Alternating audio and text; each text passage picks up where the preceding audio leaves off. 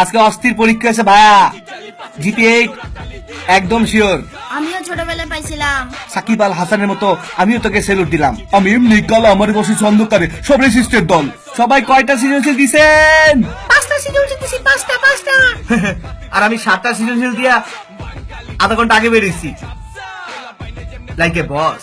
4টা সৃজনশীল দেশ না, আর আমি 5টাও দিতে পারি নাই। এ হাত নামা, তোর বগলে গন্ধ।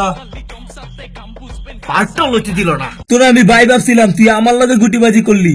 তোর পাশে বসে কোনো লাভই হয় নাই, তুই আমার একটা সৃজনশীল দেখাস নাই। কিছু তো লেখছস, আন্ডা তো আর পাবি না। তোর সিঙ্গারা খাওয়াইছি, সমুচা খাওয়াইছি, পুরি খাওয়াইছি, তাও তুই দেখালি না আমারে। যাই একটা এমসিকিউ দেখাইছস, ওইটাও ভুল কইছস। আরে ম্যাডাম নিজেই তো পারি নাই, সব আন্দাজি দেখাইছি। তুই যে ক্যাপ পরছস, গেঞ্জি পরছস, এগুলো তো আমি দিছি। রাখবো না তোর ক্যাপ আর গেঞ্জি।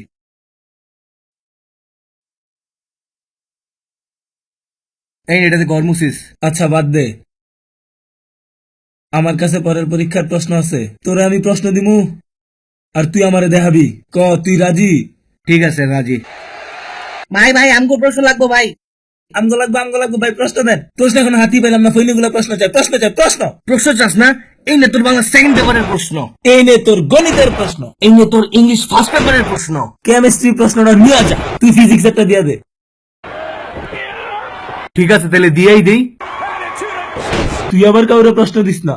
আরে ভাই এটা আবার ক লাগে, সময় মতো প্রশ্নটা পাঠাই দিস। আমি বাংলা টকিজের ফ্যান। এক কথা এক জবান। ডিজিটালি পাঁচমিশালি জোড়া তালি দিয়া পুরাই বাঙ্কা বীরে সুস্থে খাতে জামাই মাথা হালকা